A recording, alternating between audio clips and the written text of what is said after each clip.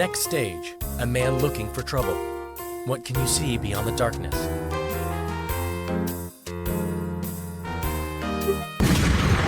When you look beyond the darkness, tell me, what do you see? It's your boy T-I-N-Y to the P. Yeah, he's looking for trouble here on twitch.tv with Crash or Jade or Spyro or Leon Kennedy. Is there a new game to start? Is he doing some art? Maybe knowledge of an 80s children's show to impart? Cause he's spentiferous, vigorous, rigorous. He's damn vociferous. When arting or Mario Karting, he's straight carnivorous. Tiny Peter. Tiny Peter. Check the mic and make sure it sound right, boys. With a great rate of save states debating his fate, Peter's greeted by emote of cheaters when people donate. Give him a or a and we'll build up the hype, and I'll struggle to read half the words that you type. So are you ready to go? Come on, what will it be? Are we gaming or painting or watching dated kids TV? Grab a bite, crack a sprite, dim the lights, sit tight, cause the stream's about to start and the mics sound right, boy. Tiny Peter. Tiny Peter. Check the mic and make sure it sound right, boys.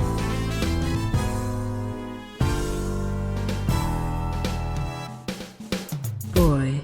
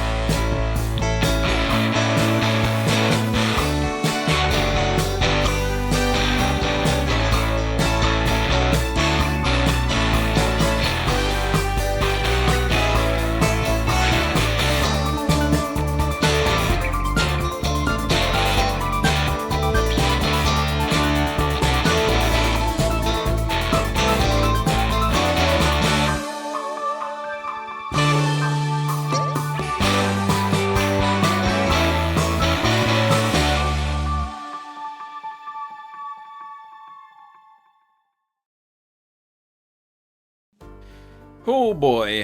Hello everyone, welcome to a live stream. How are you all doing? Are you well? I'm well. Can you tell by the big oh boy I just did at the start of the stream? I'll get to that in a moment. As you saw there, SMTJ is coming soon. Hello Tiny Peter. Happy Monday. How are you? How was your weekend? Very excited for the upcoming Tat Appeal next month and SMTJ. Live this Saturday. Live. Hope you are having an amazing day. SMTJ coming soon, and also Tat Appeal closes today. Now, I talked to Ben about this last week. We were maybe even thinking of not running the thing today. Today being the last day, the deadline date in the little Tat Appeal pre-roll ad thing, but technically that deadline has always been ascending deadline rather than a receiving deadline.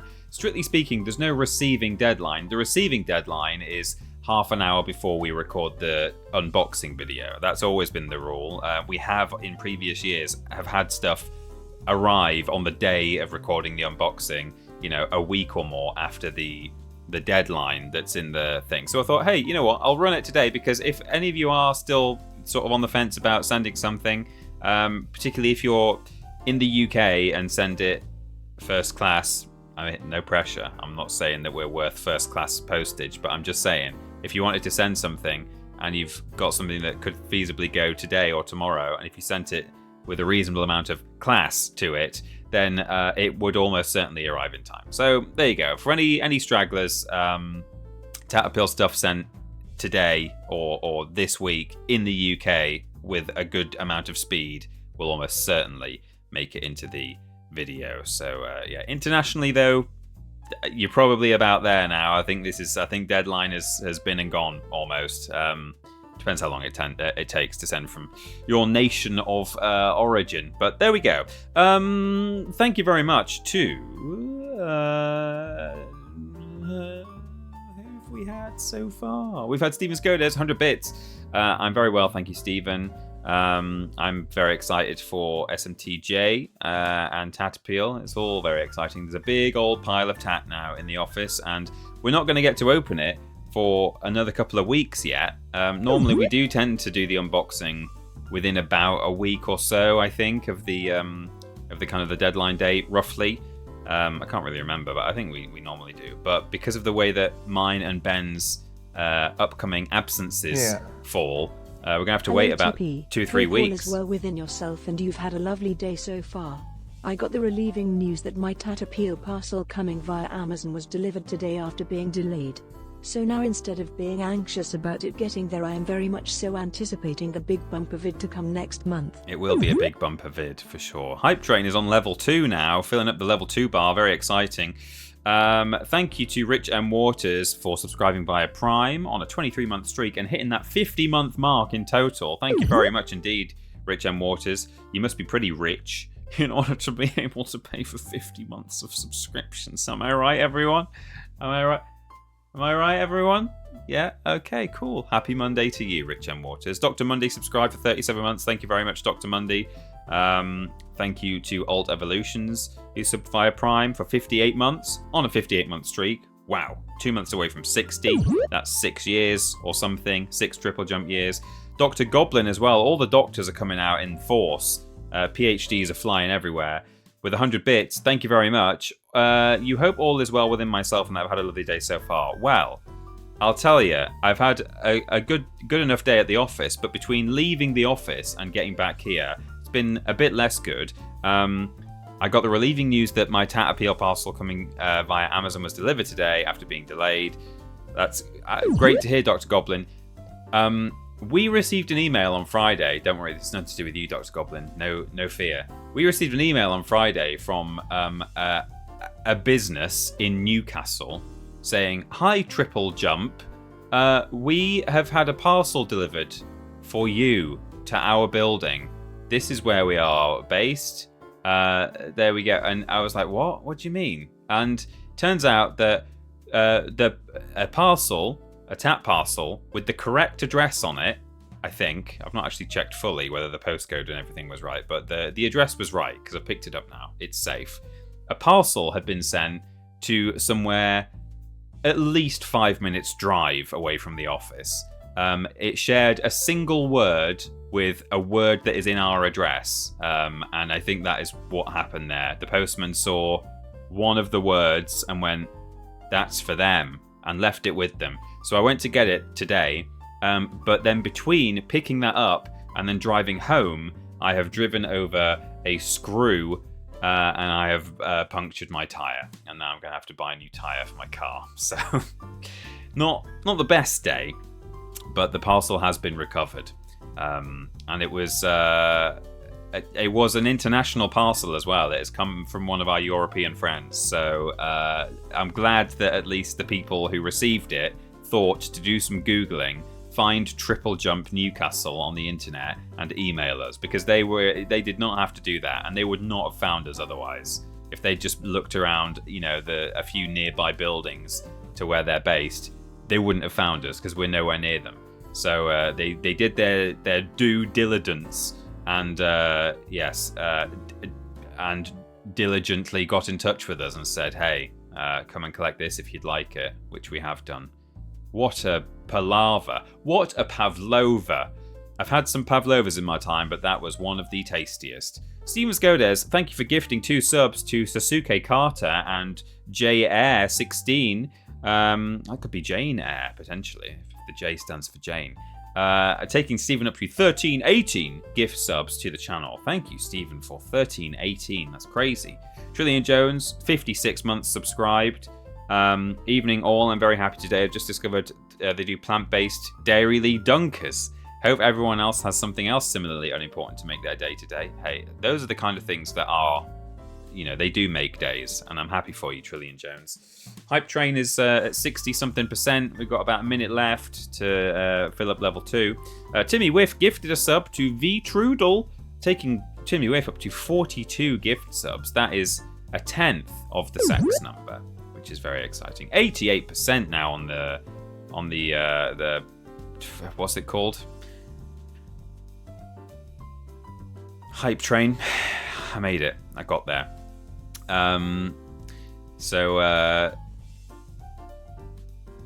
Alien Sweat Hands with a Prime, 19 months on a 19-month streak. Happy Monday. Thank you for subbing for 19 months. That is fantastic news. And so I'm just reading all the chat at people. I'm slowly catching up with the story I was telling before, where people are sorry about my tire. What if the parcel has a tire in it? It could do, Callum Rudd. Yeah, maybe. And the worst thing will be if I buy a new tire, get it all replaced, and then in a couple of weeks' time I open the parcel and there's a tire in there. I'll be like, for God's sake, just paid for one of these. Level 3 Hype Train, everyone. I mean, you're always you kind of jump the gun with the Hype Train because it says the number, but you have to fill it in order to, we're on level 3 now. We need to complete level 3 is the way it works. But level 2 is complete. Thank you, everyone, for contributing to the Hype Train. Techueo, Hype Train, choo-choo, with 49 months subscription. Thank you very much indeed. Yes, Alien Sweathands, thank you again to you. And there we go. I think I'm there. I think I'm all caught up. Fantastic. Mr. Carrot, we Carrot XO. Mr. Carrot, hope we're married, built an IKEA bookcase today. Bits to get that new tire on the Hype Train. Choo-choo. For all the PS4 and PS5 games, and I get to alphabetize them, so that makes me happy and is undoubtedly dull. Hey, I love organizing games. I really like organizing my PS1 games and making them fit in it, because can I move this office chair on this carpet? Yes. As you can see with mine, hang on, I can't even see the camera. There we go. I've had to do a gap here because I don't have enough to go chew and fill all the way, but I do, as luck would have it, have an exact game-shaped front-facing gap there. So that's very satisfying as well. And then I've had to do the same here as well with a couple of my special boxes. It's nice. It's satisfying, isn't it? I like doing it. And of course, alphabetized too. Except, I tell you something I do. Alphabetized, except where successive sequels happen to fall next to each other in the wrong order. So, I mean, usually there's a number, and then it just works out that way. But like, for example, Spyro the Dragon would come after Spyro 2 and Spyro 3 because you put digits before letters when you alphabetize stuff. I mean, it's not the best example, but stuff like that where officially the name of the game, like Time Splitters Future Perfect, I mean, that comes at the end anyway, but there are things like that where it's like, strictly speaking, the second game should go before the first if you alphabetize them properly. No. You put those in order. That's what I do. I'm going to break those alphabetization rules. And if you disagree with me, can't show it on screen, but I'm flipping you off right now. Did you just flip me off? So there we go. Lovely. The Hype Train is on its way to level 3. We've got 2 minutes to do it. And I think it's now time that I nick your Doritos. May I nick your Doritos?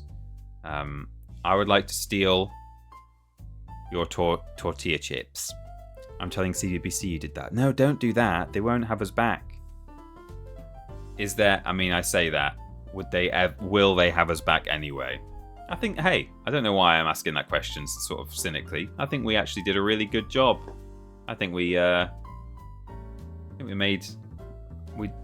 did us proud. We did ourselves proud. Right, here we go. Nicholas Duriculus. We're in.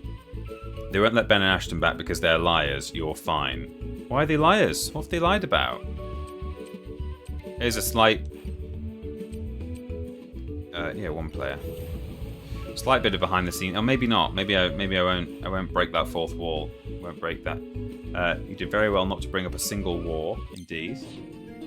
Fave games, of course. Oh, of course. Yeah. Well, they understandably asked us not to talk about favorite games that were, 16 rated or 18 rated. So Ben was going to say Darks. No, don't know. Ashton was going to say Horizon. And Ben was going to say, I think, a Soulsborne game of some kind. I can't actually remember what he was going to say for his favourite game. I think Dark Souls. And then they were like, okay, cool, no worries. Our very helpful, lovely man who was also called Ben, who I now in conversation refer to as BBC Ben because it's easier, and I didn't catch his surname. So BBC Ben then came back, having taken those answers presumably to someone else, like a producer or something, and said, "Oh, could you mind picking something child-friendly?" So Ben was very quick with his Crash Team Racing, and Ashton said, "What did Ashton say?" I can't remember what she actually said was her favourite game. Oh, Mario Party. Oh! And to be fair, she did say at the moment, I think, when she gave her answer. I think she said, well, yeah, at the moment, Mario Party. I was well prepared for... because I kind of thought that might be an issue. Before we went on, I was like, I bet if they ask us about favourite games and stuff, they're going to want child-friendly stuff. And I was like, well, it's easy enough for me because I can obviously say Spyro the Dragon anyway, which is... not even a dishonest answer. That's actually true. Oh no. Okay. But Beyond Good and Evil, I think it's got to be at least like what, a PG or a 12 or something. I could check. I've got copyright behind me, but I don't know. But I was even ready with what is your your game of the year. Because my game of the year so far actually is a child-friendly game. It's this. No, it's not. It's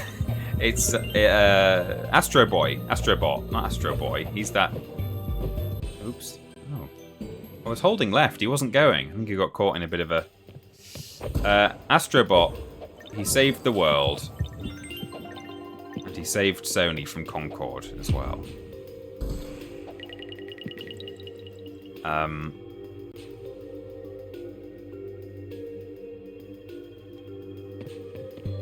Can I break this bridge? No, sometimes you can break stuff like that.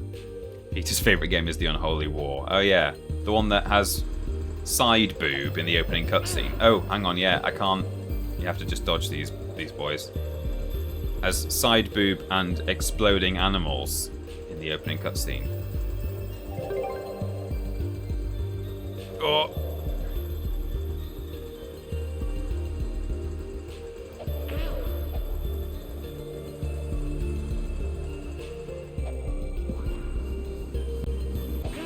Oh, I'm not even. I looked away for a minute. Flipping Crash Bandicoot came and got me, spun me. Let's do it all again then. I'll keep my eyes open this time, and lose fewer hearts on this bit. That would be a good idea, wouldn't it?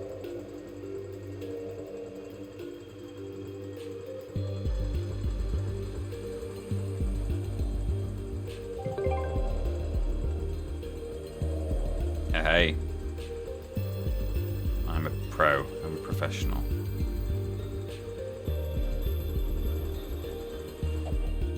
Right, let's get this guy.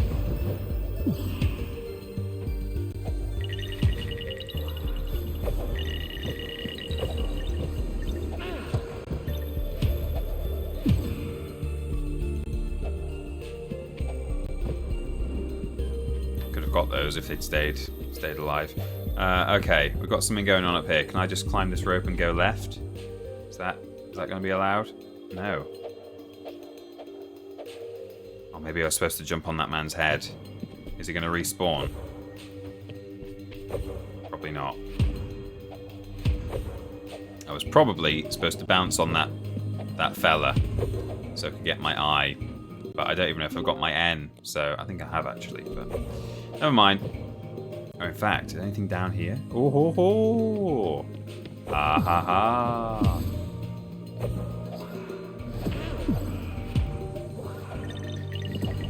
I will say the thing that it's not like that. I'm kind of wondering what stuff I should be saving for our podiots kind of talk about this thing, but this is not a major detail. So here's a little behind the scenes spoiler. It was only kind of at the last minute that I was able to join the. I seem to remember doing this, respawning at this checkpoint many times when I played this originally. So we'll see what happens here. I wasn't originally going to be doing the MASH car rally and driving the little Mario karts in on CBBC. For those who don't know, I did a little bit where I drove around in a tiny car, and it was great. And I've obviously got previous with driving tiny cars, so I was the best man for the job. But originally it was going to be Ashton versus, I believe, one of the lovely Mallory Towers cast. However,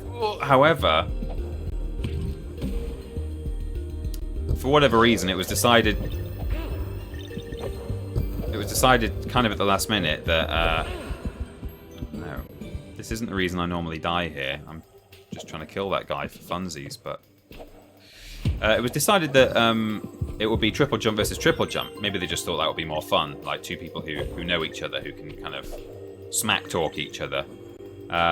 So that's what they said. We'll have TripleJump doing it. And in our conversation with them, like way ahead of time, like our research call that we had way ages ago, they'd taken stats for all of us. What's your favorite? What grinds your gears? What's your power up? And what's the other question? What's your favorite race? I must admit, when she asked me that, I thought, I don't really have one. And then I realised, no, I knew what she meant to begin with, right away. Just being funny. But Ben and I both gave her some stats for us as well. It wasn't just Ashton who gave stats. And seemingly, in the last-minute panic, in getting me sorted and getting all the assets ready for me to be the second racer, they accidentally gave me Ben's stats. Ow. Because what grinds Ben's gears is washing up. I don't really mind washing up that much, but I don't think Ben likes it very much at all. Oh, there we go. I've got one of them. Oh, there's another barrel there. And it says, what's your power up? The answer was chocolate. I don't even like chocolate. I like white chocolate. But I don't like regular milk chocolate that pretty much everyone else on the planet likes. I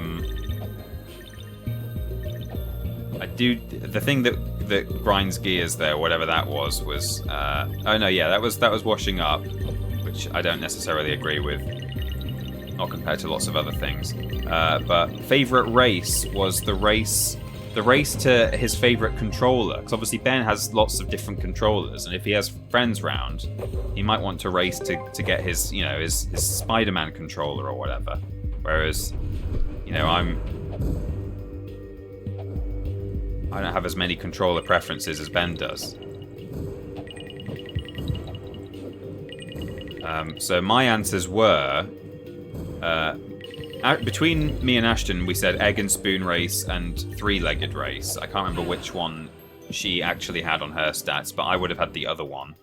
And it was only after the call that I actually would have given sack race as the best race of all. That's great. That's like a funny race. Well, so is egg and spoon, I suppose. And three-legged, but I don't know. Sack has that's something all on its own, Do you do the sack race in other countries? Egg and spoon? I'm sure the three-legged race is probably fairly commonplace all over the world. or maybe not all over the world, but maybe it's at least in kind of Western nations where we've shared cultural ideas over time, over a long period of time. Mr. Black says we have them here. You have both, do you? Egg and spoon race and sack race. Oh, I'm not looking what I'm doing. Stop reading the chat. I'd nearly done it, and I just have to kill that last guy. I'll do it all again now. It's difficult reading that. I'm supposed to be a professional streamer. And what, gaming guru was I described as on the telly, I think? Something like that.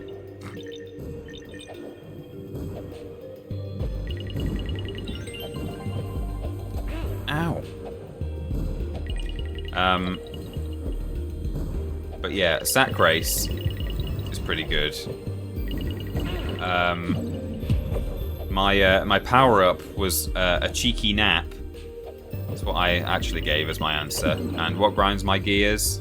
Again, I can't actually remember which one was Ashton's and which one was mine, but between us we said slow walkers and loud chewers.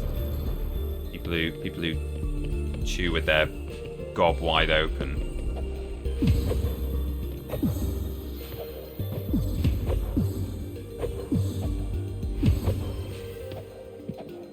So there you go.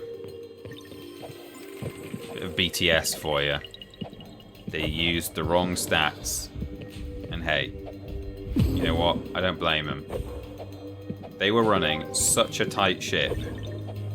The organized chaos. Never in my life, honestly, have I seen a truer example of organized chaos. Normally when people say, yeah, it's organized chaos, what they mean is, I'm really untidy and absent-minded and disorganized, but like I kind of understand my own process enough to be able to work out where I've put that thing. That's not actually organized chaos. That's you understand your own disorganization enough that you can work out what's going on. That's what's people, you know. It's not a catchy turn of phrase, is it? But that's what is really going on when people say, oh, it's organized chaos.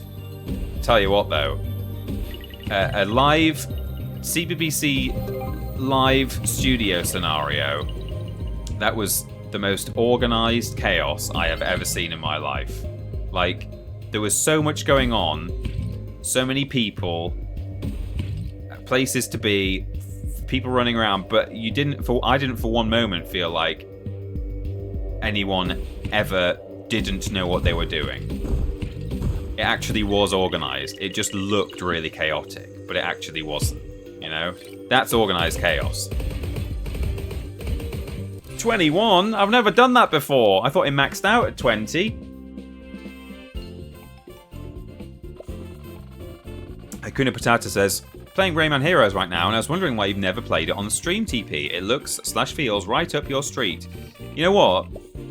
I know I would really like the Rayman games, and I've got Rayman 2. I've got both of them, actually. Right on the edge there, those two. I've got Rayman 1 and 2. And I really want to play Rayman 2 because it's a 3D mascot platformer from the PS1. That's basically what it is. And it was made by Michel Ancel, you know, Ubisoft man who made Beyond Good and Evil. So it's right up my alley. You're absolutely right. Problem was, when I first decided, I'm going to finally play Rayman because it just passed me by as a kid, I was like, oh, maybe I should play Rayman 1 first. And that, as I'm sure a lot of you know, is a 2D side-scroller and is a bit tricky. In true 90s 2D side-scroller style, or earlier than the 90s really, is kind of where it all stems from. It's difficult. That's what happens with those old side-scrollers. And it kind of put me off. And I shouldn't have let it put me off, because I knew full well that the second game and, you know, all the games beyond it are not necessarily going to be like that. But it was enough for me to be like, okay, maybe.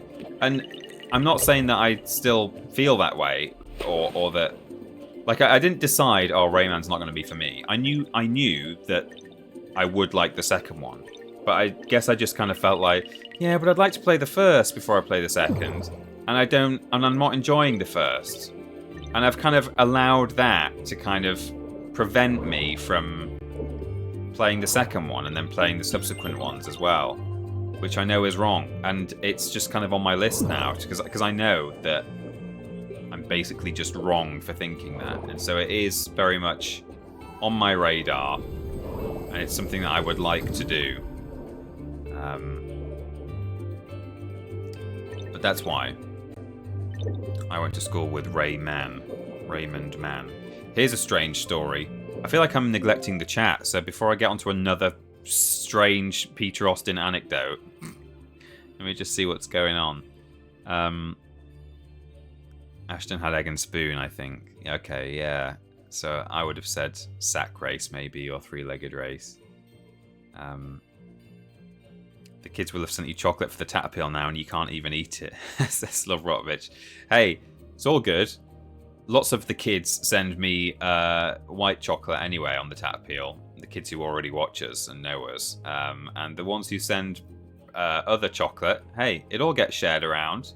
And I maybe grab a few more of the fruity sweets and those kinds. And maybe other people grab a few more chocolatey sweets. That's the way it usually goes.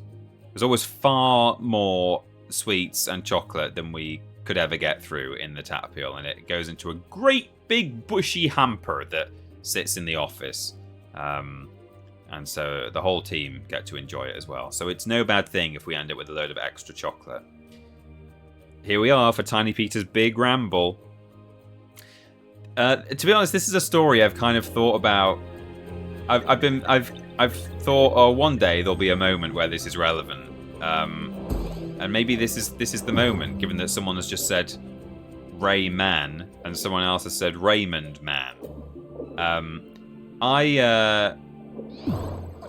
We have a very dear family friend in my family, a lovely old lady, and her and her husband, who's also, well, he's no longer with us sadly, but was also our friend, but it's just we knew the lady first. It was someone my mum used to work with, and they stayed friends after she left. But they came round, they used to come round sometimes for a nice Sunday roast dinner or something like that. And the husband's name was Raymond. And usually people, or almost always, people just called him Ray. That was just, it's just a nickname, isn't it, for Raymond.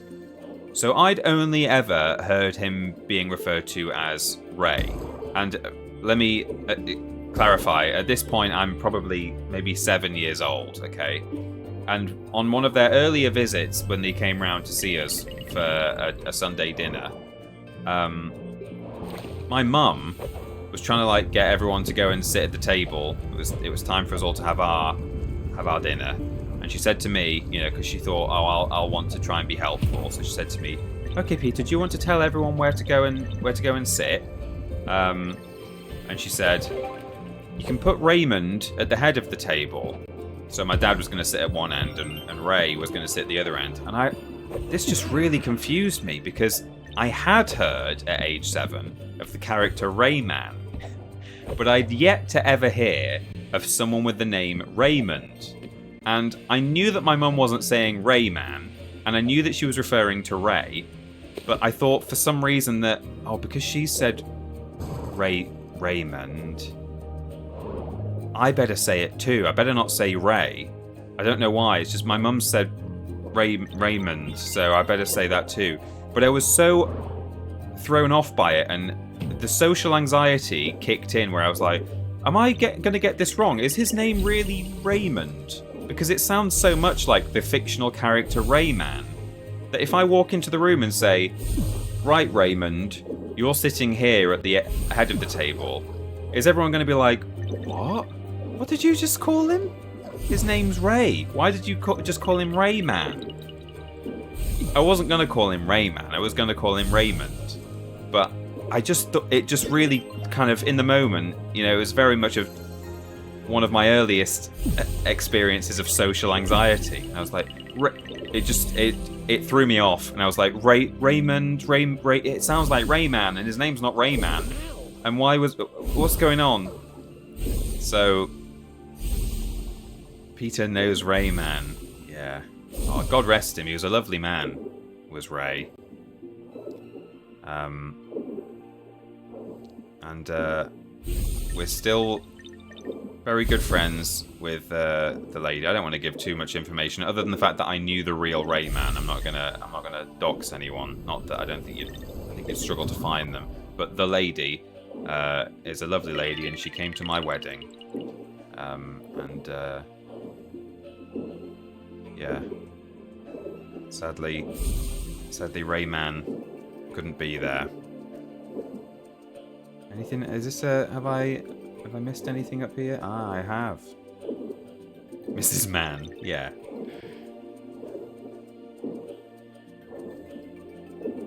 Wee Carrot says, when you were filming at the BBC, did you get Iron Brew? I found out after the fact that it was at my local BBC studio. It was in Glasgow. We didn't get an Iron Brew.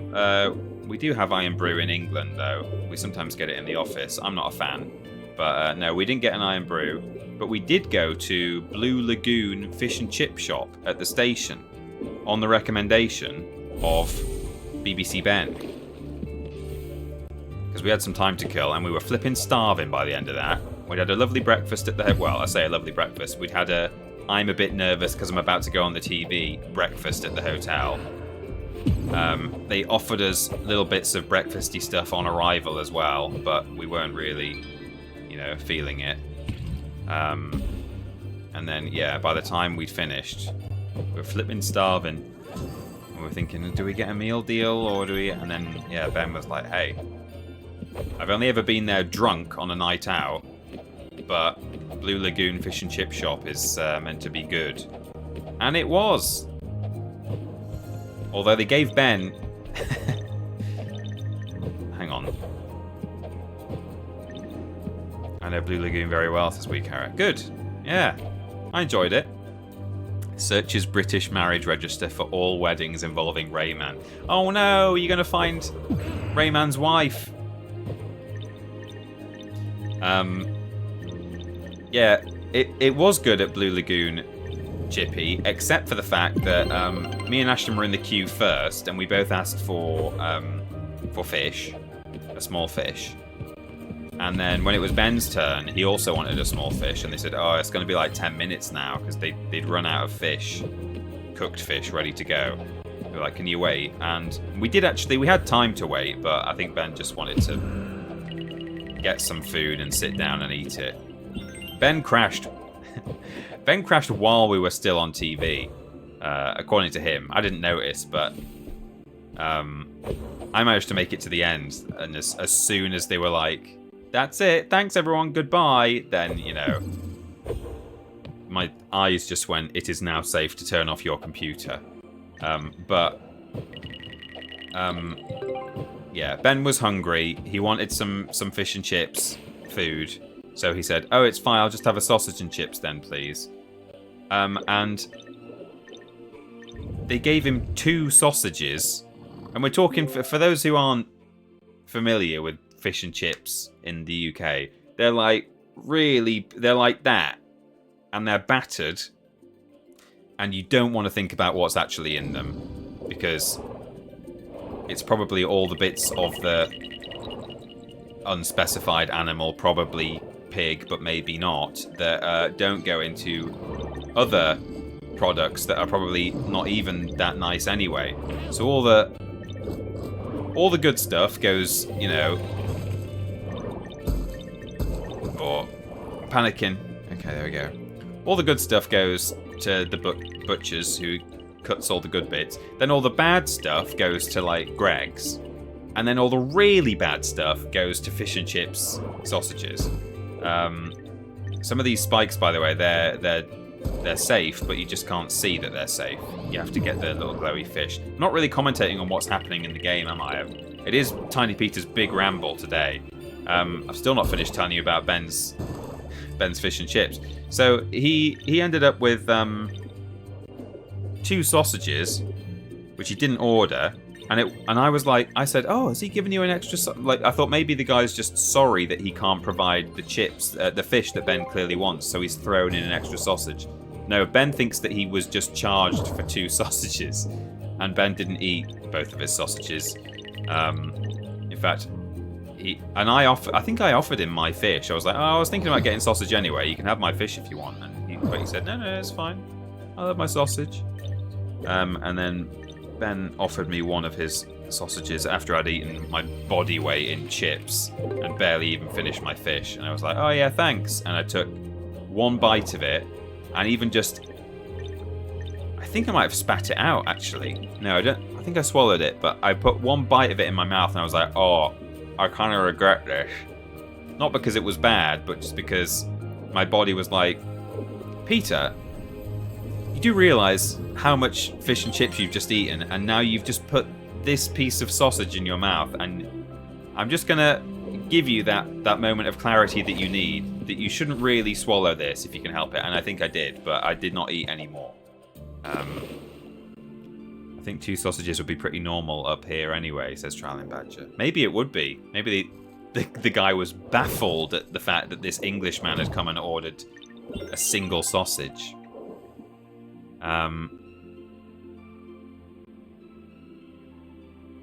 BBC Glasgow is opposite the hotel of a big furry convention I go to in February. The staff love us. It's really sweet.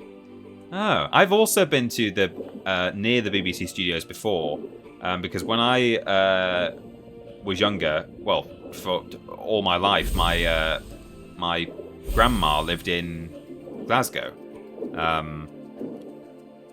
kind of out in the suburbs somewhere. But it meant that when we went to visit, can I kill this fish? Yes, I can. When we went to visit her, my parents would, look for things for us to do in Glasgow, and there is a science museum or a science centre just by the BBC studios there in Glasgow, and we used to go there. And I don't even know if it was BBC Studios back then when we used to visit, like if the studios were based there, or if it's a newer thing that's where they are. Maybe they've been there a long time, I don't know. But yeah, we used to go to the Science Museum near the BBC Studios in Glasgow. Went there many a time, probably been there at least 3 or 4 times anyway. And it's kind of weird to think that, as a child, maybe 8, 9 years old, the exact target audience of Saturday Mashup now, I was hanging out in the sort of, is it in like the Docklands area, I think, in Glasgow, that area, going to that science museum. Little did I know that many, many years later I would be returning, driven by the unit driver, absolute unit driver. Picked up from the hotel by the unit driver for Saturday Mashup, and brought to a building right next to the museum to go on actual children's television. I wasn't going to talk about it today on today's stream because I feel like I'm a broken record. I can't stop. Or I've not stopped talking about it for most of the week. Oh no! To anyone who will listen, and even people who won't, my poor long-suffering wife has heard no end of it, and I was like, alright, when I go on stream today, don't go in and say, hey, remember that time I was on CBBC? But you guys brought it up, so... Can I make 22? Ooh. I don't think I'm going to beat that. That was really tough. Hello, Drew. Welcome in.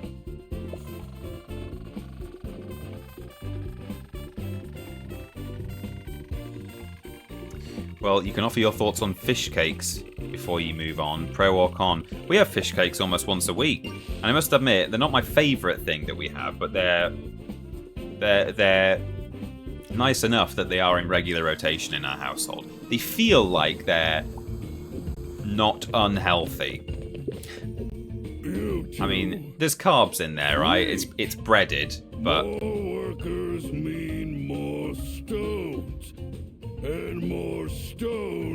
Yeah. A wonderful speech.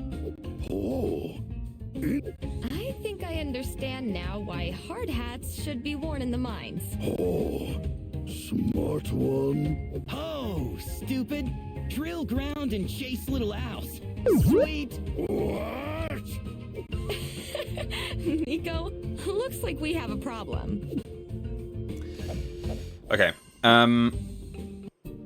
Fish cakes. Yeah, I mean, I like a nice salmon fish cake. A bit more premium. Fish cakes are nice. Fish cakes and rice. Maybe a little bit of sweet chili sauce. Yeah, why not? Scampi. Who's talking about Scampi? Dr. Goblin. I really like Scampi. It doesn't smell great. It doesn't look great. And I think it's one of those things where I think other people are a little bit... They might sort of give you a funny look if you're having Scampi.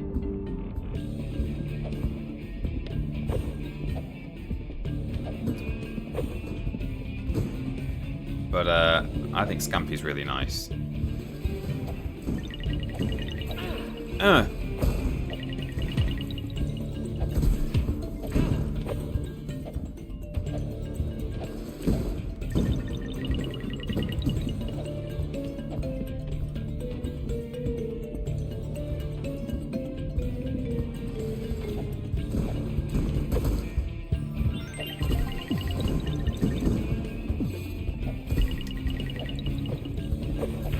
Something that me and Ashton, and Ben actually, which kind of surprised... Well, if anything, maybe I'm more surprised that Ashton likes it. Because Ashton's got some weird things that...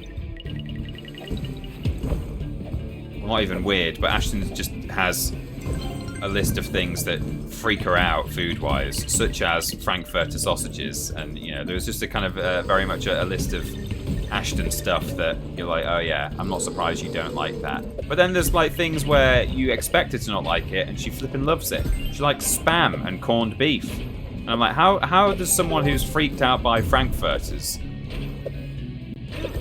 I'm supposed to be ducking under that. How is it that she likes Spam? I mean, I've got no problem with Spam or corned beef, but it just surprises me. But all three of us really like mussels. Moule frite, mussels and chips, to the point where certainly Ashton and I said if it's on a menu we will order it, because you don't get it everywhere. So if you're in a restaurant and they're doing mussels and chips and mussels and fries, you just have to have it, because where else are you going to get it, right? I mean, no one's making it at home. No one on planet Earth has ever actually made mussels at home for themselves. It's not... You might find people who say that they have, but they're lying. That's an After Dark leak right here. I thought we had this conversation recently. I couldn't remember if it was just me, Ben, and Ashton talking in person about it, or if it was...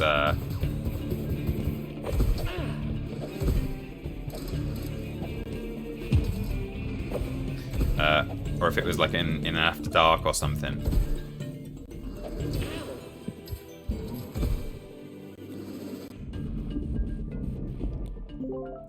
How is someone not alive during World War II? How does someone not alive during World War II like Spam? Dunno. I've never actually had Spam, but I would give it a try. I was about to say I would try any meat, but I wouldn't. I wouldn't eat human, for example. And I'd be a bit put off by the idea of eating rat.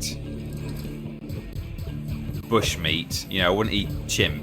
That's how diseases cross the human-animal barrier.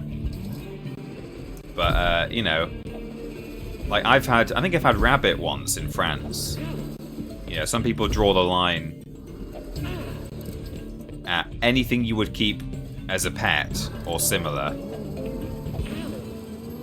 They wouldn't eat.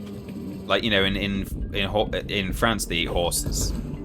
Sometimes horse meat, and I've never had horse meat, and I'm not saying I'm crying out to eat horse, but like if it was served to me I wouldn't go, I'm sorry, on principle I can't eat this. But yeah, I'm pretty sure I've had rabbit. And then I've had like various game meets because there was a really nice restaurant near where me and Amy had our first house rental. I mean, oh, that one's so tough. You have to really know exactly where to jump through the middle. But this game place, they used to do. It's not bouncing. Used to do pigeon and pheasant and venison and stuff like that. We couldn't go there very often because it was really expensive, but it was really nice. I've eaten kangaroo, crocodile, and emu when out in Oz, says Chip Thompson's Thumbs. I've had ostrich once in the UK, and I had alligator in. I've been to Louisiana before, and we had alligator out there. That was interesting. It was nice. I don't think I've had kangaroo, but I've got some family in Australia who've had all sorts of stuff like that, you know,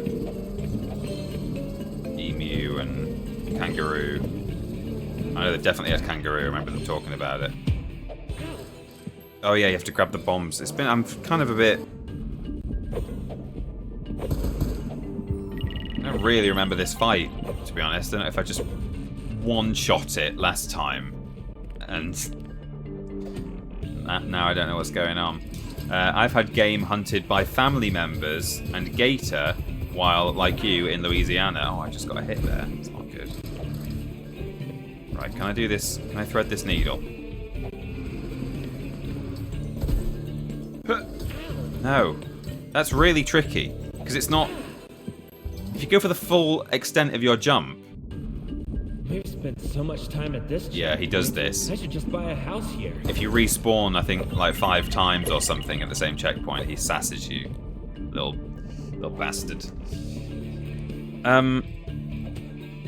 Maybe I need to be really close to him for that double, and I can just jump right over it while they're still close together. I don't know.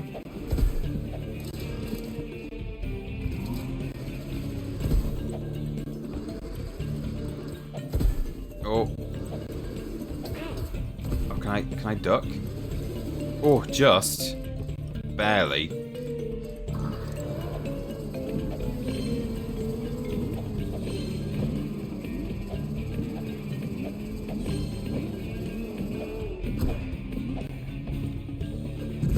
Oh yeah.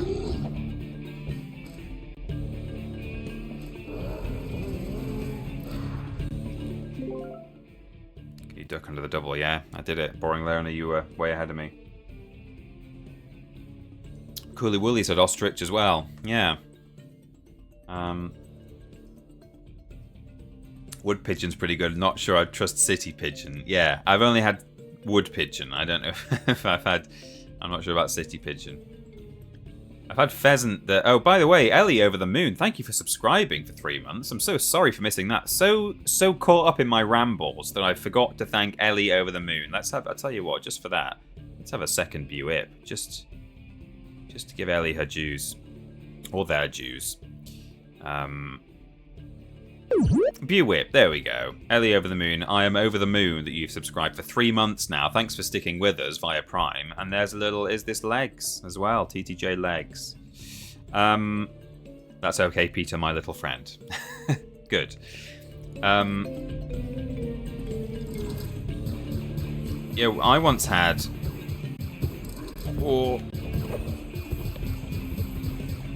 I've had pheasant in pubs and stuff, but one time, so my other grandma, not the one who lived in Glasgow, lives out in the countryside. Oh, no, you can't duck it. Well, you have to just find the right, moment.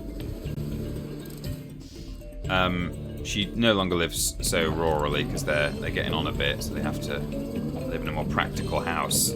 But they used to live way out in the sticks. And they had some friends who had a flipping swimming pool, right? These rich, probably Tory friends. Who, oh no, I was going for the heart and I got a hit instead. So their Tory friends who had a swimming pool were like, hey, we don't swim in our swimming pool often enough. Would you like, if your grandchildren would ever like to come and swim in our pool, they're welcome to do so. Which was pretty sweet, not gonna lie. It pays to know Tories at times. So we went once. We've been a few times, but one time we went round, and while we were swimming in their pool, a pheasant crashed into the window of their house and killed itself. You know, like broke its neck or whatever. And we were getting dry, and the man, whose name was Bob turned up with this pheasant. It was immaculate. You couldn't tell that it had, just looked like it had gone to sleep. All its feathers and, as clean as a whistle. Turned up with this pheasant in his hand and said to my grandma, do you want this? And we're like, what? He's like, yeah, it's perfectly good to eat. It'll be from the local, like the local landowners just release pheasants and then they shoot them and eat them. It'll be all good. But he was like, I can't be, clearly he was used to this. It was like, I'm not like processing a pheasant tonight. I can't be asked, frankly. So he said, it's go in if you want it. So my grandma was like, oh, okay. My grandma knows what she's doing. Like, she grew up, her grandparents or parents had a poultry farm, so she knows how to deal with it's not something she was doing regularly at that age, but she knew what she was doing. So she was like, yeah, sure. So she said that any of the grandchildren, because I've got 2 siblings who are there as well, like, anyone who wants some of this pheasant for tea, you're welcome to it, but you guys have to deal with it. I think it was a quite good life lesson actually, because it does sort of teach you a bit more about where your food comes from, what has to be done. A chicken is not just a chicken. You know what I mean? The farmer doesn't just have this little pink. He doesn't just have a row of these little living pink things that are ready to turn into nuggets when he needs them. I mean, that would be horrible. That would be worse than the reality, frankly. But it's a bird with feathers and a head and feet. Sorry, by the way, to vegetarians listening to this conversation, but at least it's a slightly more. I think it's a good thing. It's a lesson, really. I think it helps you understand that these things don't grow on trees. They grow in a field as an animal, and someone out there, whether it's you or a butcher or a farmer or someone, needs to do the dirty work. And if you're not willing to do that yourself, who are you to be eating this animal? So, I was the only one who was willing. So I plucked the pheasant from head to toe, all of its feathers, removed appendages that are not required. I'll spare you any graphic detail. And I ate it. I tell you what, I never felt so smug in all my life. She cooked up whatever she was cooking up for them for their tea, served it to them, and then this flippin' pheasant arrived just for me. And I ate my delicious pheasant that tasted all the better for the fact that I'd plucked it myself. You've always said I was a pheasant plucker, Odie says, thank you. I was waiting for that. That's alright, Peter. I'm vegan, but I'm not squeamish, says Dr. Goblin. That's good. Yeah. I mean, I guess, it partly depends on people's reasons for being vegetarian and vegan. Some people are vegetarian or vegan. Great work, young heroes. We shall never we've saved the owls. Said, Orlius. But Did urgent matter? Wizards are never late, though it matters. will you come with us? Unfortunately, No. Some people are vegetarian or vegan for, taste reasons. They just, they just prefer. Some is for eco reasons. It's not good for the planet in terms of emissions and stuff. Some are because of the cruelty of the some of the way that some livestock is kept. They're all valid reasons. But perhaps if it's the cruelty aspect that you're against, then there's probably worse way. If you have to be a bird that's going to be eaten by a human being, it's probably worse things than being born in a little pheasant rearing barn, and as soon as you're of a certain age, they just release you out into the wild, and you might be living there for. I mean, this might even be a wild pheasant, because obviously a lot of pheasants they've just established populations. They're not just ones that have been released to be shot, which I don't think that's very exciting. I don't think that's very nice that we just breed these things for sport. But it might have been a purely wild pheasant that's descended from escapees from generations ago. Lived a perfectly nice life, unfortunately crashed into a window. Baby Sally is here, and I don't like Baby Sally, just to... Aww, what a sweet So, flower. if it's for cruelty reasons that you're Little against cutie. eating poultry, I think it was wants to probably living quite a nice life. So, yeah, hopefully that's not too offensive to Maybe a lost pet? certain vegetarians Look, and it has a name. vegans. Sally. What did pheasant taste like, chicken or turkey? Crocodile in a pot. Says Jasmine. I don't quite remember. I think it was a bit more, Die, Sally. Come, kind of just a let's bit go more find your gamey own. than chicken or turkey. It was darker meat, actually. It was, like when you have duck, it's kind of brown rather than white. It was a bit more like that. So kind of a richer taste, really. It was nice. I did like it. Then slamming into the side of a building. Hey, it's not a bad way to go. If I lived a nice life, just living out in the fields, and then at the end of it, I slammed into the side of a building, I'd take it. Would I? Probably not. No.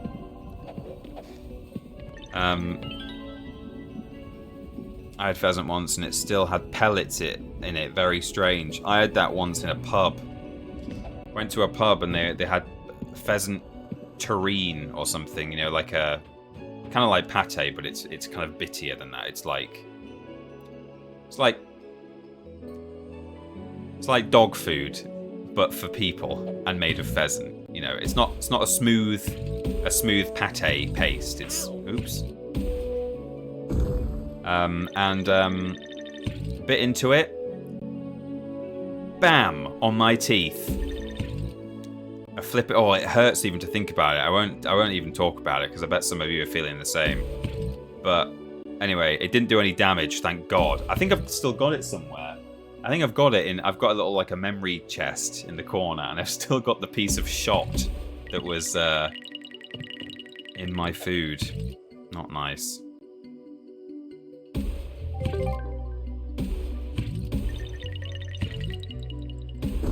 Oh no! Ah, that's it. We've missed our eye.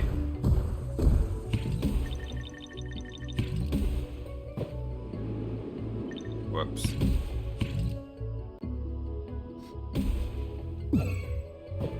Oh no. I couldn't remember if it preserves your momentum there or if you have to do that yourself. You have to do it yourself is the answer.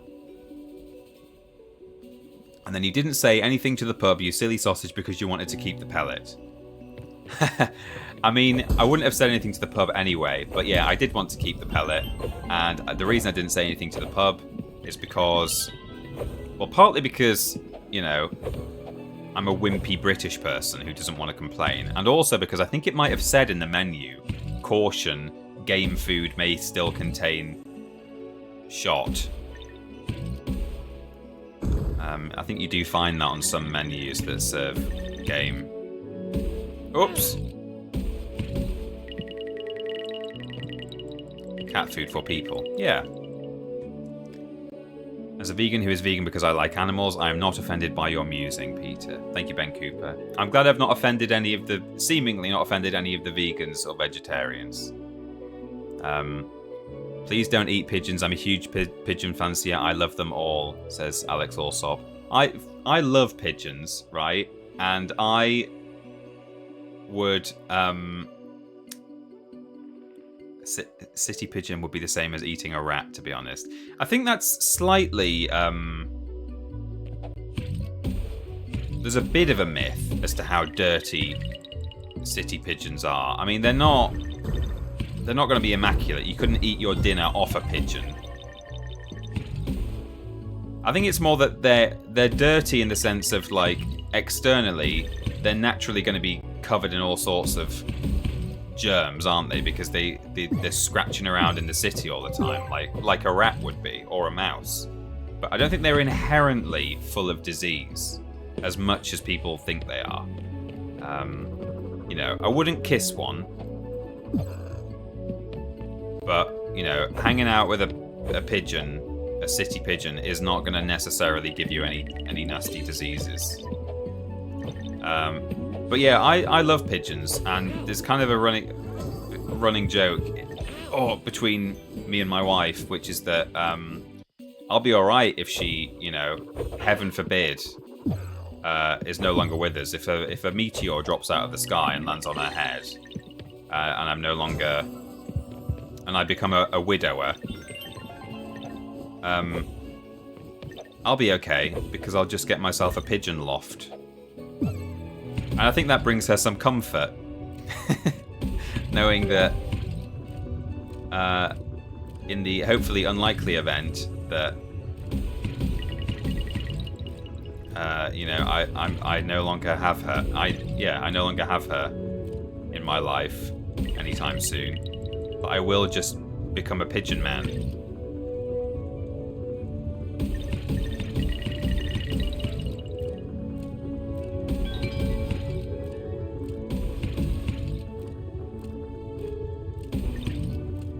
Oh, whoops. That turned before I thought, okay.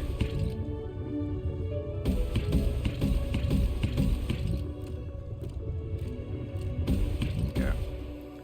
Made it. Hey, satisfying. Maybe all those dead wife video game protagonists just needed a pigeon loft. I think you're right. You know? Because they're all sad, aren't they? I mean, probably because their wives have died, but I think they'd be a lot happier if they just... Oh, I keep forgetting that you can't hit those guys head on. The big glowing gun ought to be a bit of a giveaway, but no.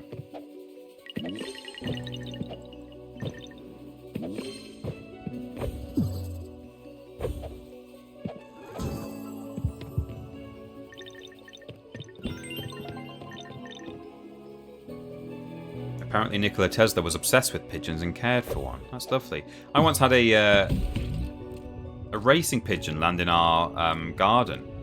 If this ever happens to you, by the way, I know what you're supposed to do, which is basically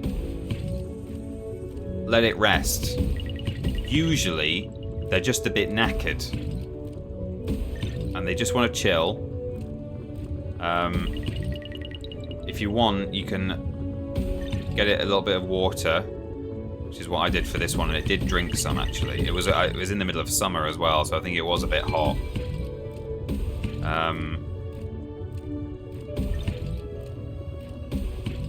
And you can potentially offer it a bit of food, but make sure you offer it the right thing. Off the top of my head, I can't quite remember what you're supposed to give them, but you know, don't give them bread, and I don't think give them rice. If you happen to have any mealworms or anything like that, because you have a pet lizard or something, you know, that's probably good. And I think maybe, like, I don't know, I guess seeds, stuff like that's probably not bad for them. But yeah, usually, if you find a racing pigeon, it might just be having a rest. But it's the second time it's happened to me. I've had one in the garden in the summer last year. I've got a photo of it somewhere. Ow.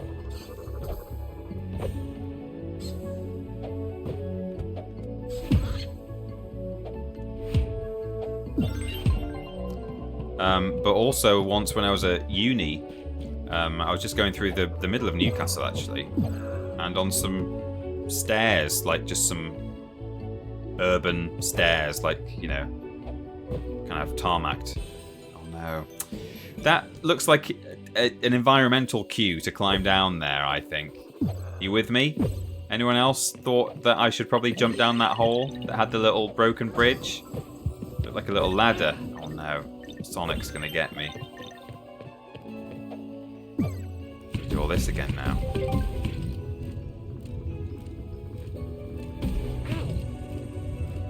Doing a lot of hours today. But yeah, sometimes they are sick, and sometimes they are, or you know, injured.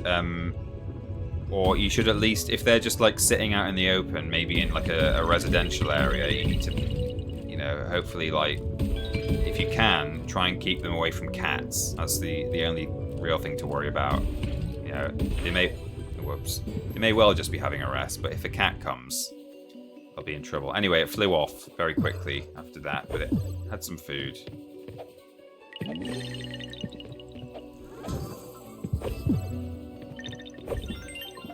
Had a bit of water, and off it went. But yeah, in the middle of Newcastle city centre, I saw one, which I was sure was a racing pigeon because it had a little like tag thing on its leg.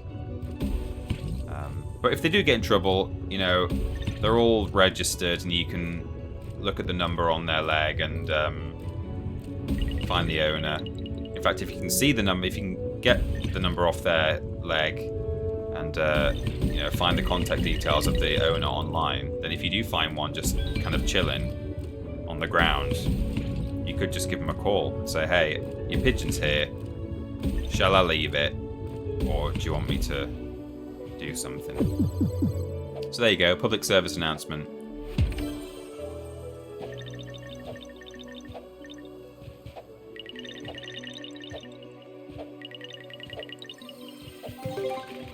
Right, let's we've got 3 hearts.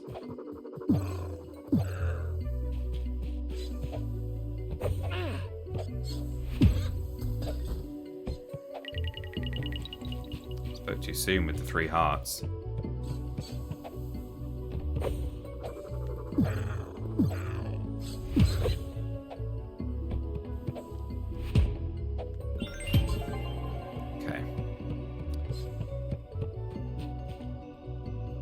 Birdseed. Mikey has some, I hear. I sent Mikey birdseeds. Let it have the spare bed for the night. Yeah. Better than a racist pigeon. Fall down every hole, Peter. Yeah. Look, this is the hole I fell down. It looks like I'm supposed to fall down that hole. Don't tell me that that's not a jump down my hole kind of hole. I had to keep a sick pigeon I found in a shoebox with holes and get the local rescue to come and pick him up. The shoebox was called from an online shop called Coggles. Henceforth, that was his name. Ah. Oh, hang on. Where did they come from? That's weird. I was just reading the chat and some things appeared.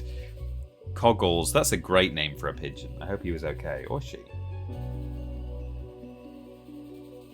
Did it have a spoiler and racing stripes? Yeah. Happy 420 BBBB blazed my dude's Lord 16 dab. Since I hope this goes into your tire fund. There's the checkpoint I'll right there. some tire jokes for you. Have you ever heard any tire jokes? They're really great. Mm-hmm. Ha ha ha. What happens when a tire gets old? They go into retirement. Hi-e. What's scaly, extinct and round? A Tyrannosaurus. Ho ho ho. Why is it annoying talking to a tire? They just go round and round in circles. Ha ooh ooh. Why does it cost $2 to put air in my tires? Inflation. Hi hoo. I'm just looking up... Oh, let's turn that off. Just looking up Geordie Racer. How has this passed me by? This is so Peter Austin coded. Alright, hang on. First, thank you Lobrotovich for the 100 bits there. I am going to risk it. Switch back to Facecam for a minute. Yeah. And hope that I remember. BBBBBBB Nika BBBBBB tire BBBBBBB tat BBBBBBB lizards BBBBBB pigeons BBBBBBB pheasant BBBBB all around the animal kingdom blaze it. Indeed, we are going... We've got mongoose as well, of course, because that's what Nikoderiko is. First off, I don't often get to watch Peter's non-sequitur streams due to work and stuff. This really is a treat. It's a real non-sequitur stream today. Hey, that's what you're here for, right? Thank you, Lobrotovich and Steven Skodes for the 100 bits each. Right, and then we've also got, and for blazing it, of course, and for the great jokes, and for the BBBs. Odie Larza says, maybe it was a Geordie Racer. I've googled that. Geordie Racer is an educational BBC... Hang on, let's get this. We're going to learn together. Is that... No, that's not set up. Oh no, look at that. Hang on.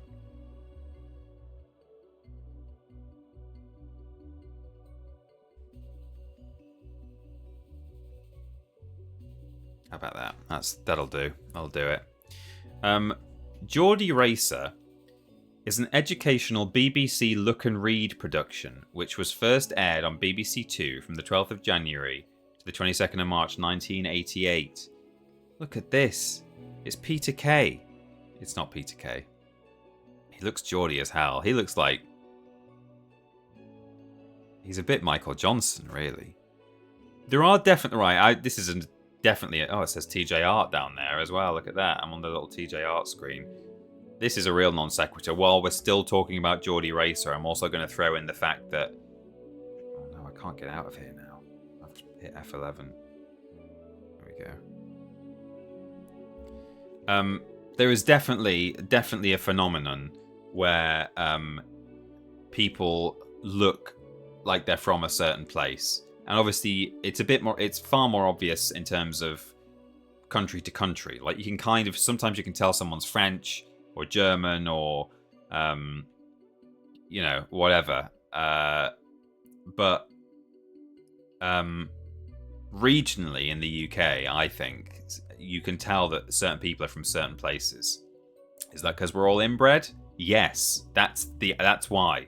I went to uni with in like one of the first classes, we were kind of all put together, and before this girl even spoke to me, who I was with, what was her name? Can't remember. She was very nice, but I was like, she's from Yorkshire. She is from Yorkshire. She looks like she's from Yorkshire, and she was from Bradford. I was correct. So you can tell sometimes when people are from certain places, I reckon. And he, I think, maybe has a Geordie look about him. Don't know. It might be kind of confirmation bias, really. But I want to be able to read chat at the same time. Right. So Geordie Racer. The story was set in Newcastle upon Tyne. It's a 1988 BBC look and read production about pigeons in Newcastle. Why has nobody told me this? It featured pigeon racers and runners competing in the Great North Run. The main character is Richard Spuggy Hilton, Spuggy being a nickname, the Geordie word for sparrow. Oh, I have heard that as dialect. I don't think it's just Geordie for sparrow. I think you get Spuggies around elsewhere in the country. But he isn't a runner like the rest of his family, but is a keen pigeon fancier and owns Blue Flash, one of the best birds in Newcastle.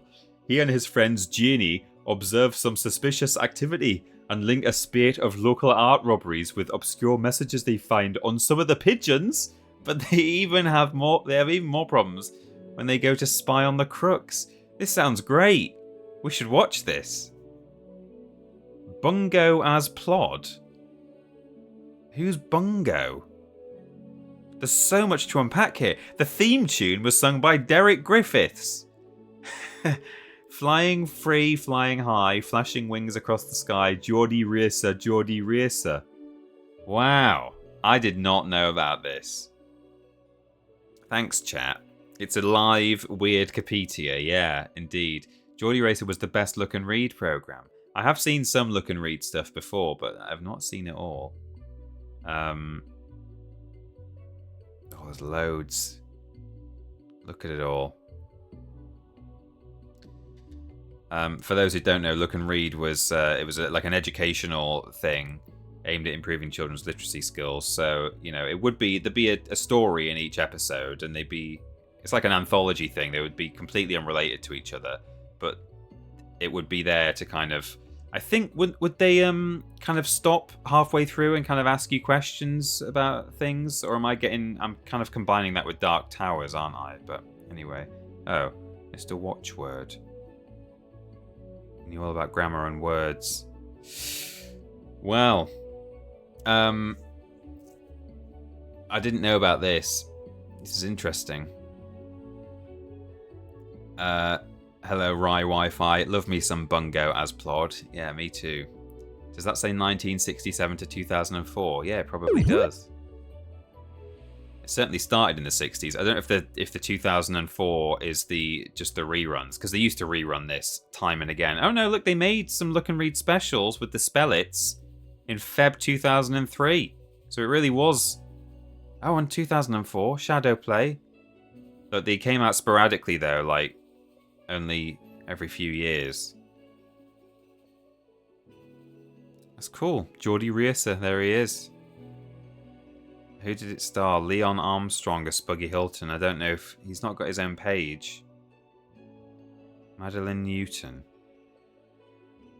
I want to know who Bungo is. Is that an animal maybe? Is it like his dog? Not sure. Happy sub-anniversary, and my tat arrived today. Hooray. Excellent, Forgotten Media. Glad to hear it. What on earth is going on in the UK? Says Rockley Smile. Hey, this is standard. Right. Should we go back to Nikoderiko, do you think? I will remember to change my screen across. Well, that was a lovely little interlude. Geordie Racer. I'm actually a bit cross that none of you told me about that before. It's about pigeons, it's set in Newcastle, and it's education. It's basically CBBC. I mean, it's not quite strictly CBBC, but it is essentially. I knew about Look and Read, but I've clearly not seen them all.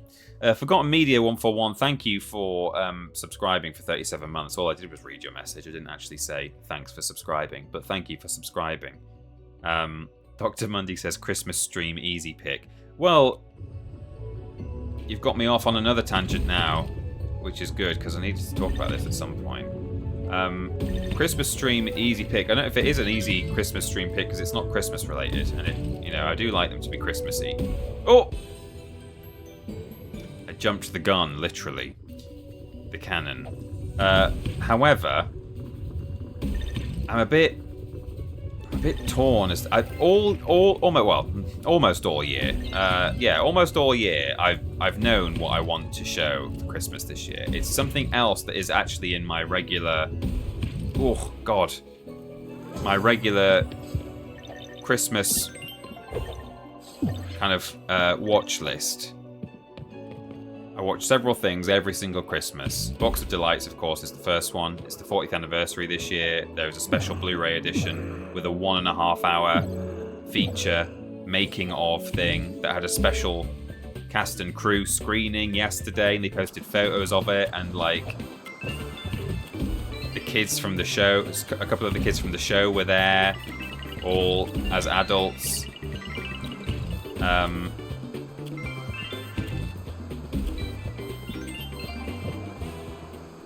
Oh, that's a fail. Because you have to grab the key at the end. That's alright, I'll go again. Box of Delights. I think it was the first thing we watched on a Christmas stream. It's a lovely show. Oh no, I missed. I also like to watch... Oh no.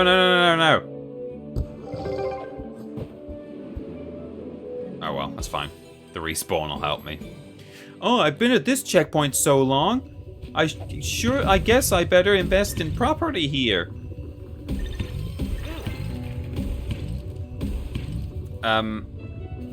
Yeah, what else do I watch? I watch the 1970 version of A Christmas Carol that was actually called Scrooge. I think 1970. One with Albert Finney in it, and Alec Guinness as Jacob Marley. Alec Guinness, of course, being the man who played Obi-Wan Kenobi in the original trilogy of Star Wars films. I watch that every year. Ow. But something else I quite like, probably in the last 3 years, I've now watched every year.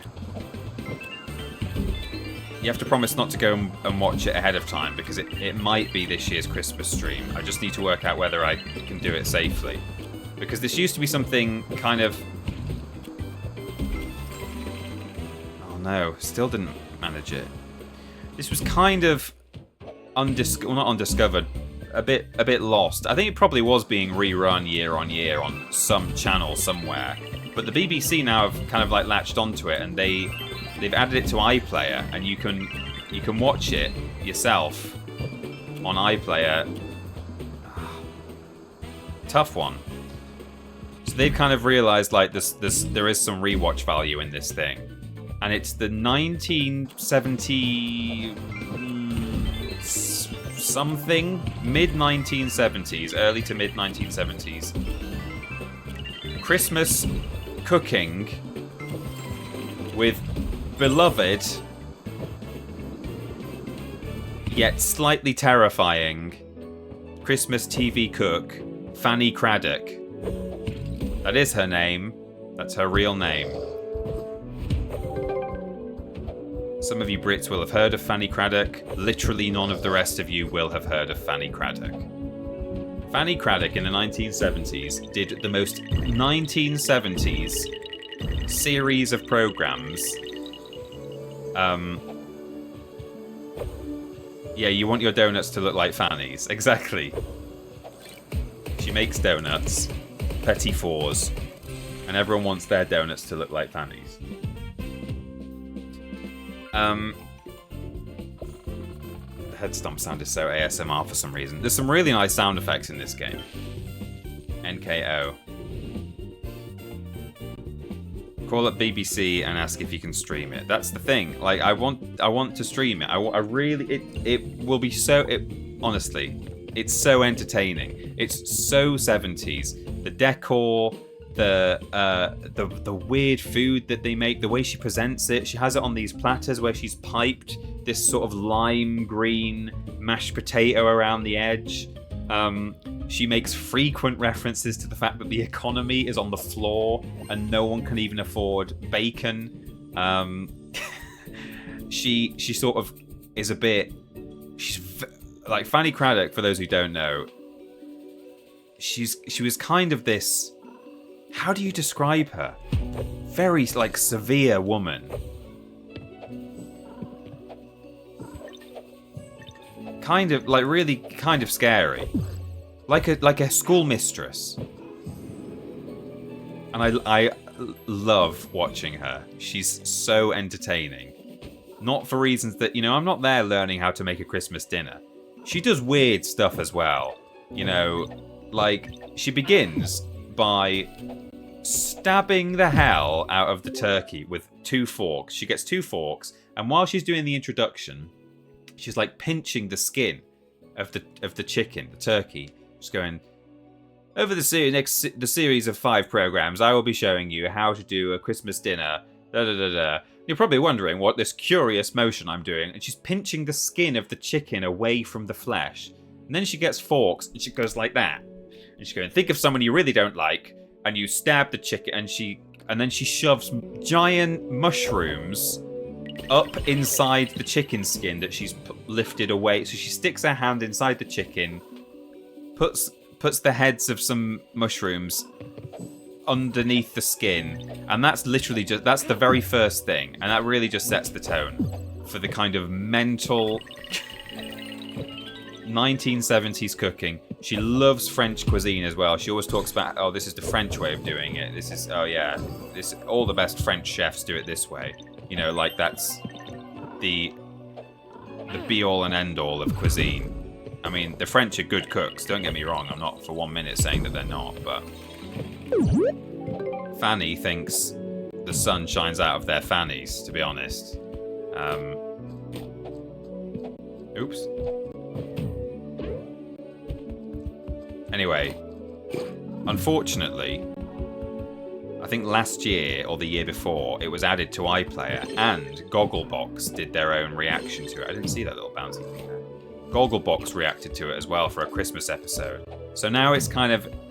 Everyone knows about the Fanny Craddock Christmas thing, and it's not my thing anymore. And I don't know if I can safely stream... I mean, possibly I could stream it, but the VOD almost certainly would not be able to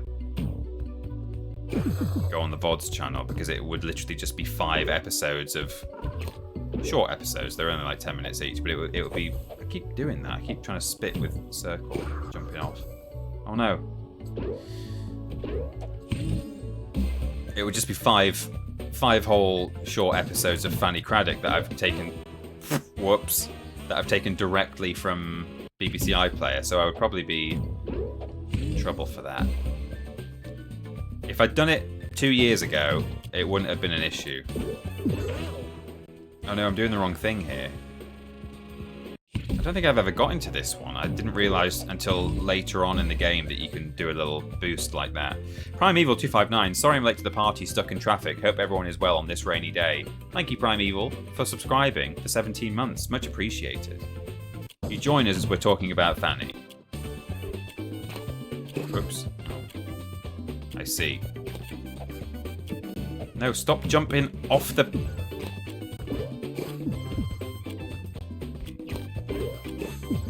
Oh no, that's not the way to do it. Peter, you are bad at multitasking. It's true. Peter gets demonetized for streaming Fanny, sounds about right. I mean, that would be it, wouldn't it? That would be the way to go. But you're a big BBC TV star now, they'll probably let you do it.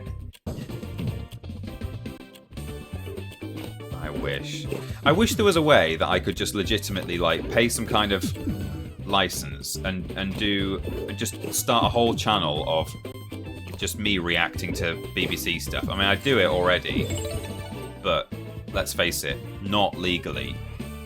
All the stuff I've done so far with all my watch-alongs, I've only got away with it on technicality. Did it save the fact that I just did that bonus?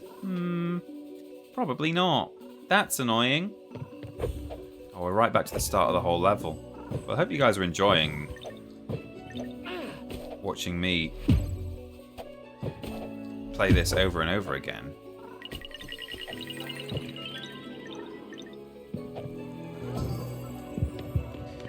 Anyway, what I'll say is, right, if you're a fan of the Christmas watch-alongs, please don't go seeking out Fanny for the time being. Okay, I mean, some of you won't be able to anyway because you don't live in the UK, but... Or you don't pay your license fee. And I'm sure if you don't pay your license fee, you're definitely not watching iPlayer and just clicking the button that says, I have a license, TV license, right? None of you would be doing that. That paid my fee with the BBC. So, you know, just think on. You're literally keeping these lights on.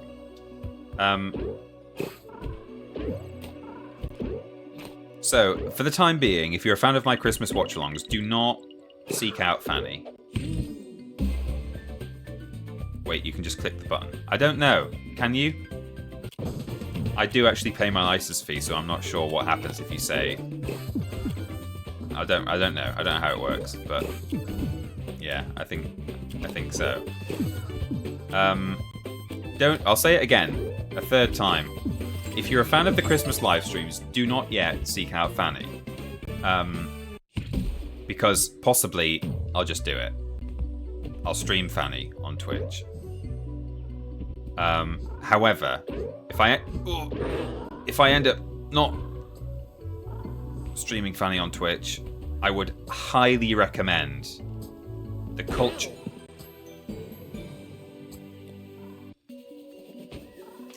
cultural phenomenon. And I think they're all available on YouTube anyway, so actually if you are living internationally, that's the most UK-centric thing I've ever said. If you're not living, you know, in the nation, if you're in one of the other, you know, if you're an international, then I think you can just catch them all on YouTube anyway. But please consider not doing that on the off chance that I am able to stream it, because it would be a wonderful thing for us to experience all together, and I'm very tempted to just do it. Throw caution to the wind. You know, potentially get the entire channel demonetized, closed down. It would be worth it, right?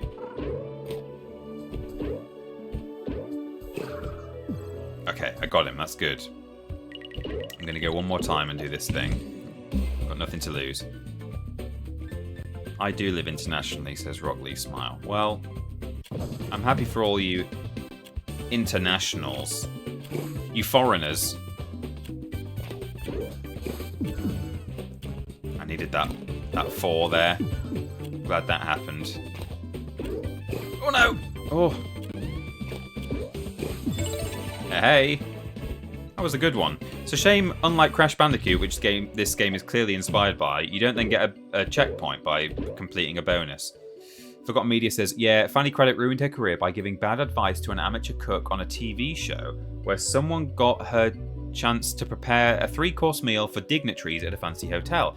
Fanny basically changed her menu by condescending her, and the new menu didn't work. Craddock ruined this woman's big day and got fired by the BBC 2 weeks after the programme was broadcast because of the public outcry. I think I have heard of that. I was aware that there was some kind of controversy. I think she's had a few moments of controversy, to be honest. It's unlike Fanny to cause controversy. Normally it's such an agreeable thing. She was very, I think she was very Marmite. Like, some people really liked her. And I think a lot of people really didn't. But she did make a pretty, for the most part, she made a pretty successful career out of... Oh, okay, let's not risk that. A pretty successful career out of TV cooking and cooking on stage she used to do as well. Is there a projectile I can eat here and throw that? Okay, well, we've got a checkpoint. That's good news. Can I just do it like that? Is that... Oh, nearly.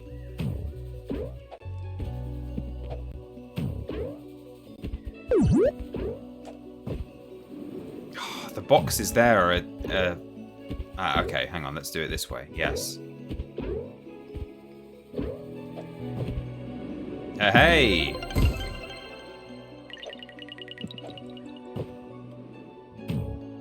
Nikoderiko. Subscribed for 52 months. Currently on a 3-month streak. Thank you very much, Nikoderiko, for subbing. Dr. Mundy says, I'm impressed by your ability to stay straight-faced as you deliberately make Fanny puns / jokes.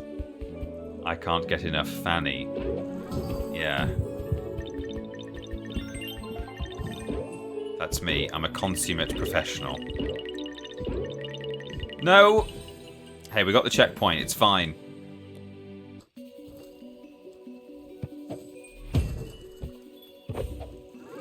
Although I think we got the we got the checkpoint before we grabbed the gem. Don't want to miss that. Oh my god, they've respawned!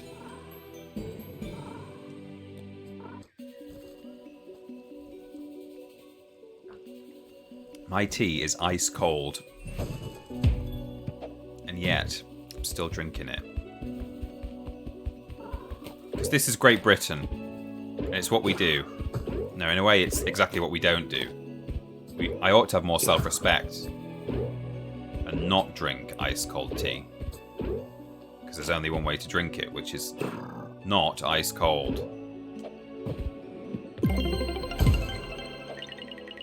I don't know, what's... For a Brit, would you rather have ice-cold tea or no tea at all? I mean, for the rest of your life. I think on balance, I'd probably still have horrible ice-cold tea than nothing. There was a time where I didn't drink tea at all, but... I mean, some people have actual iced tea, don't they? Which is, not the same, but... You'd probably get used to it, eventually. I think you would actually just get used to cold tea. You'd be wrong to do so, but I think it would happen. Oh. This is a tough level. I mean, it's tougher if you're trying to grab literally every single thing. Okay, there we go. That's good. Especially given that I've just leapt off. Okay, well, the dinosaur's dead now. But that's fine. Oh, hello! Jeez! Stop it! We're spelling Nico. Nick. Okay, we've got a fresh dino. So yeah, the long and short is that for about 6 months now I've been thinking, I know what we're going to watch this Christmas. We are all going to sit down together and watch the 1970s Christmas cook-a-thon with Miss Craddock. But now I'm like, oh man, the BBC know about it and they're actually showing it. I don't mean they know about me. They remember that existed and it's actually available for people to re-watch at Christmas. And Gogglebox have shown it. And I might get in trouble. No. I don't know. If there's loads of re-uploads of it on YouTube, which there certainly were a couple of years back, because that's how I was watching it before it was added to iPlayer, because it was just on YouTube. If there's loads of that, then it's probably alright to stick on the VODs channel. We might still get demonetized for it, but that's not a catastrophic thing in and of itself. What you don't want is to get a copyright strike. If it's just, hey, you can't put ads on this, then, you know, whatever. Maybe we just leave the VOD live for a week, let people catch up, and then delete it. So, probably gonna watch it. Just don't put her name in the title. Well, that's the other thing. Might get banned from Twitch just for doing that.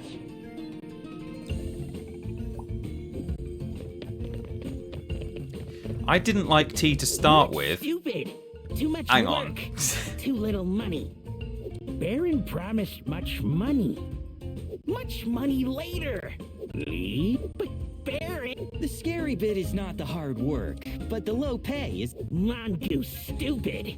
Thinking smart. Funny creatures, aren't they? Yeah. Where was it? I didn't like tea to start with. Then I was in a car crash and they made me drink hot, sweet tea, so now tea just tastes of car crash. That's terrible. Cheaty gets away with watching his little shows each week as well. I mean, he does, but he picks... I mean, yeah. That's partly why I started doing my watch-alongs, is because I thought, oh yeah, I'll probably get away with it. But, you know, the one issue is the VODs channel, which, you know, is not... We don't have to stick a VOD up. And the other issue is that from one show to the next, it can still cause issues. Like, we had to remove the little clip of Truckers from the Halloween watch-along from October just gone. The bit where the fox came and ate the man.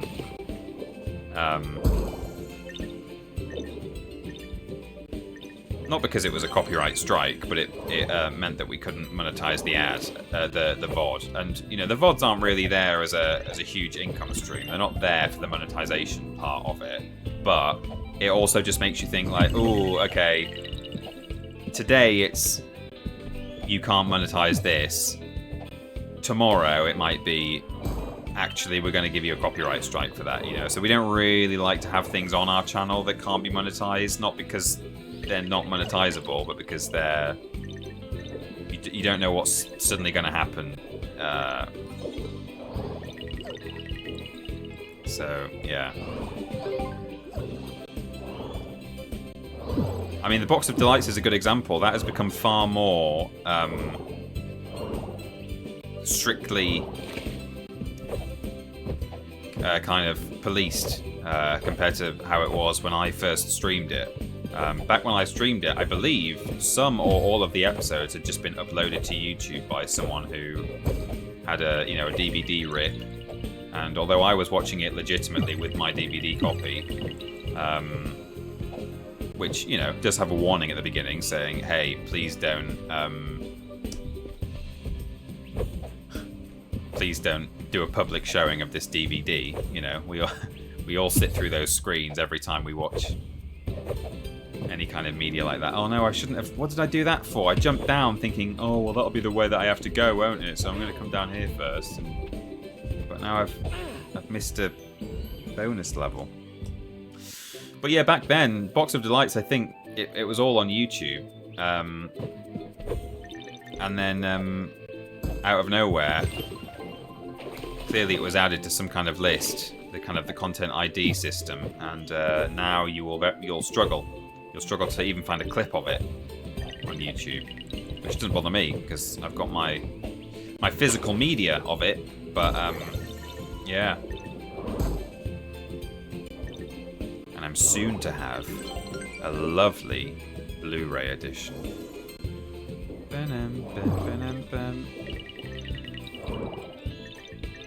I am almost...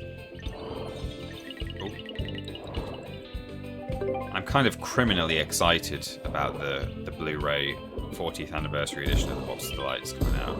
I really cannot wait to watch it. I'm so glad as well that they're releasing it in November, which, I mean, makes sense because it did start in November in 1984, I think it was. Yeah, it must have been.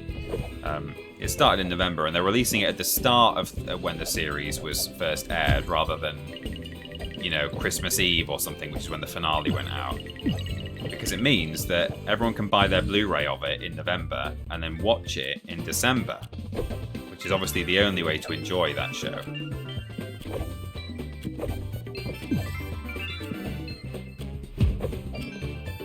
And I was thinking the whole time that, you know, it's not going to be visually remastered very much, because it was pretty much all recorded on tape, as a lot of things were back then. I love stuff recorded on tape. I think it looks... I really like the way it looks. There's a very specific... I think I've talked about this years ago, actually. Probably, maybe even when I was doing one of these like vintage TV watch-alongs, but you might not have even noticed, or maybe you have noticed, but you don't quite understand necessarily what's going on. But if you watch stuff from... I mean, even the 90s it was being done. Probably, I think by the time... by the noughties, it was less standard. I guess stuff was being filmed digitally a lot more. But you watch like sitcoms and stuff like you know, if you even like something like Mr. Bean, right? That was in the 90s, and then going back decades before that as well. You would see interior stuff would look quite crisp and kind of like, relatively speaking, it would look a bit more like you were in the room with him. Like it's difficult to describe, but basically that stuff was quite often filmed on tape. And then they would step outside and it would get all grainy and weird, and the sound would be a bit different, and it's like, why has it gone all... And I used to kind of wonder, like, what is this thing with when people walk outside on British TV shows from the 90s and the 80s? Stuff goes all strange. What's that about? Is it safe to go down there? Yes. And it's because when they would step outside, that stuff was shot on film instead of on tape. The reason being that I think it was because tape was cheaper. I think it was cheaper to film on tape, so they would do that when they could. But it's something to do with the fact that, like, you could have a couple of different cameras set up on tripods, different angles, when you're dealing with tape, so you could film multiple angles and stuff. Whereas on film, I don't really know. I read somewhere about... I mean, I can't really remember now, actually. I thought I knew this when I started talking about this, and now I'm not sure. I saw someone saying something about, like, oh yeah, you know, you might have like multiple cameras in an interior set up with tape, whereas the outdoor stuff would be filmed on one camera that would be on film. I don't really know why, though. Why wouldn't you just... Maybe someone in the chat can tell me. Would know that better. But anyway, back to where I was. Box of Delights was shot on tape, and unlike film, you can't just take some film. You can take film from, you know, going right back to the 70s, probably the 60s. I don't know how far back, but you can blow that stuff up. If you have the negatives, or if you have the original film, you can get like at least HD level quality out of film from the 1970s. Sometimes 4K. Just because of the way that the process is done, you were always, from the very beginning, even back at the time, you were taking like a little bit of film like that, and because of the way that film is captured, you're able to blow it up, and every speck of light, well, not every speck of light, but it's far more granular, literally. That's why you have film grain. But Box of Delights being filmed largely on tape, I was thinking, see, they're not going to be able to do that with tape, which is fine, So I wasn't expecting any kind of visual upgrade, but also just recently released under the sort of same initiative, is Blake 7, which I've talked about before, which is a 70s British TV sci-fi series that was shot largely on tape. And apparently that has had some visual upgrades, partly because they've reshot some of the CG stuff, and they've done like modern CG effects, which is a nice idea for classic sci-fi. Some purists would say, no, don't do that, but anyway, it's an idea. But apparently the actual stuff that was filmed looks better than it once did on those Blu-ray releases of Blake 7. So now it's got me kind of interested to see what may or may not have happened with VOD. Box of Delights might look better than it once did. I don't know.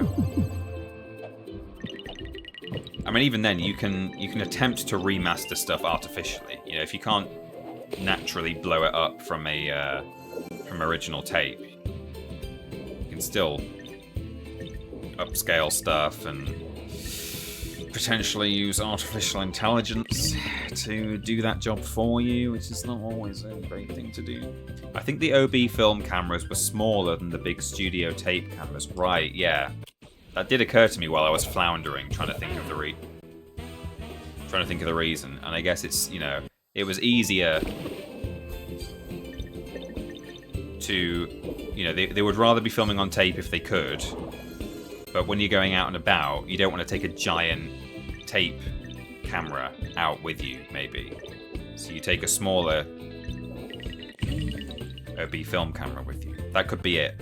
That's a plausible reason. F's in the chat, everyone. I'm not going to keep trying this much longer. Maybe have 2 more goes. Ow.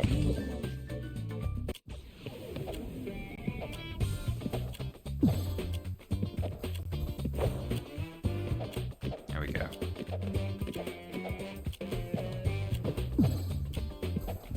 Oh, I hate these guys. Oh.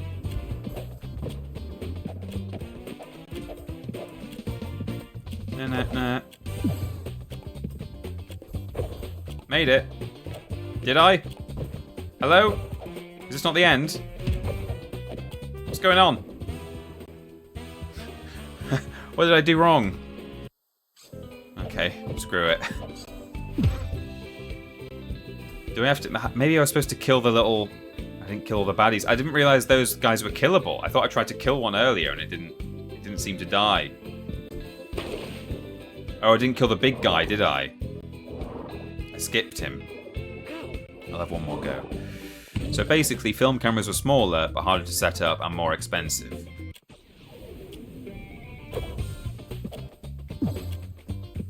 Yeah, I don't know.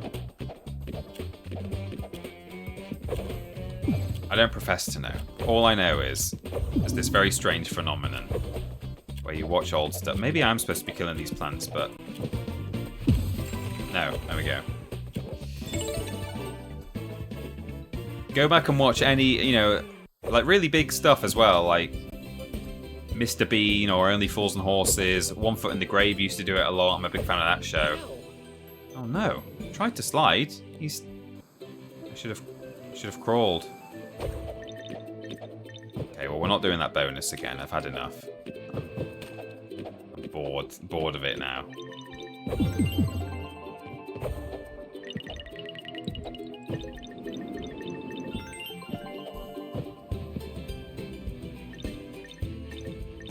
I'm not really sure where I'm going now, actually.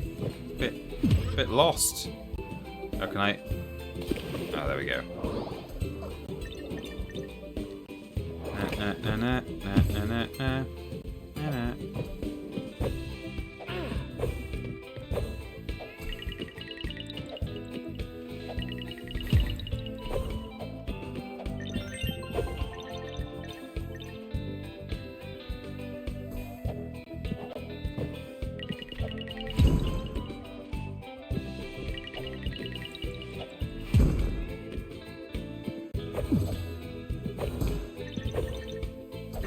Ow.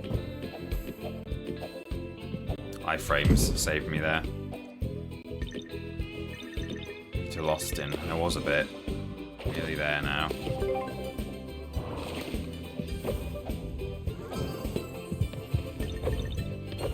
No, the heart! Oh god! Okay, well, we've got the checkpoint. Is it getting properly cold where you're at now? This week has gotten very chilly in Ireland. Yes, today was that day. It was the day when everyone's like, it's really cold. It's been cold in the office for about a week or so. Ben is now wearing a little blanket at his desk on his knees, like a grandma. Because, to be fair, our end of the office is so much colder than even, like, 2 chairs over. Like, James Jenkins, who sits next to me, but kind of, like, way off to the side, sits underneath one of the 2 aircon/heating vents, so he's fine. But me, Ben and Ashton, and particularly Ben and Ashton because they're right by the window, we are freezing all the time, and then all the cultaholic lot are like further sort of into the building and therefore are not so cold. And there's another heater at the other end of the room. So as far as cultaholic goes, they're normally fine with, you know, the heating just set to, you know, a nice warm 22. James Jenkins also probably too warm a lot of the time when the heating's cranked. Me, Ben and Ashton, possibly Kieran, freezing our everything's off. Like, really cold.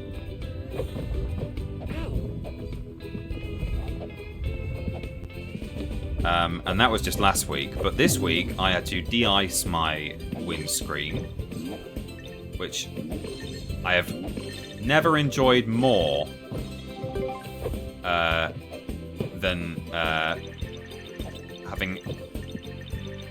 Oh god, that was frightening. Oh no, there goes... I missed the gem. It's fine, we're not going for our 106% today, or ever. Oh, okay, well we got another chance. I've never enjoyed it more de-icing the car since I got the car that I've got now, because I have got a button that I think it's maybe it isn't anymore, but I think Ford, because I drive a Ford, I think they had a patent on it and only Fords could have it, where you press a button and there's like very thin tiny wires embedded in your windscreen, and it heats up the windscreen. I've got a heated windscreen is what I'm saying, and I don't mean heated with one of those fans. You know, everyone's got a fan that points at their windscreen and warms it up, but that takes flipping ages in the morning, doesn't it? The de-ice button, yeah, exactly. Yeah, I had a 2017 Honda Civic with heated seats, and that was amazing in winter. Yeah, we've got heated seats as well. But it's the button that I press, and the windscreen just melts. I love it. I no longer have to stand there like an idiot spraying spraying de-icer and scraping my windscreen. That's right, if you're doing that, you're an idiot. No, you're not. You're not an idiot. I was very fortunate that the car we bought, the person who had bought it, who had it before us, had paid for all the extras. And because it was like a year older than the other 2 cars we were looking at that had none of the extras, Where's it was actually your basically Buggy the same Pot price. can? So, You're a pot. I don't know. It was just here, but yeah, at very little extra cost, I managed to get all the nice bits, which has come in very handy in the winter. Heated steering wheel, you know, I'm driving along with warm hands. Sorry to brag about it. Big brag head, big boast, Peter boasting. Am I right? So yes, I live in a place that needs no de-icing. Well, hey, Coolie Wooly, you're the biggest brag of them all, and I'm happy for you. I hope you enjoy not having to de-ice your car. Well, there we go. That was today's big rambly stream. I hope you've had a lovely time listening to me talk utter bollocks for 2 hours. I've enjoyed talking it, and I hope you've enjoyed listening to it. I will see you live on, well, possibly not on Thursday this week. We're debating not doing a joint stream because we are, of course, doing SMTJ on Saturday. So you will see me on Saturday live. In the meantime, you will see, of course, the solo streams. We'll make our minds up about Thursday, so keep an eye on social media in the usual places. We have a Blue Sky now as well. You can follow us at @TeamTripleJump. Apparently we weren't showing up in like the search function to begin with when we first set it up, but it might have just been because it was a brand new account, and I don't know how their search function works, whether it's sort of, you're not kind of in the cache or whatever to begin with. So hopefully now, if you just go to Blue Sky, Peter Austin, Team Triple Jump. That Peter Austin is me, and if you go to me, then you'll see Team Triple Jump on there because I've tweeted about it, or I've blue skied about it. I don't know. You can follow us at Team Triple Jump, or you can find me, that Peter Austin, and then you'll be able to find Triple Jump that way if we're not showing up the usual way. Cool. That's it. So follow us on social media to find out about Thursday. And in the meantime, I hope you have a lovely Monday evening. And stay safe, especially in the UK. It's going to get very cold overnight. It's going to snow tonight for a lot of us, and in the morning. So be careful tomorrow on your way to wherever you're going. Lovely. Right. Well, I will see you all when I see you. Cool. Bye-bye.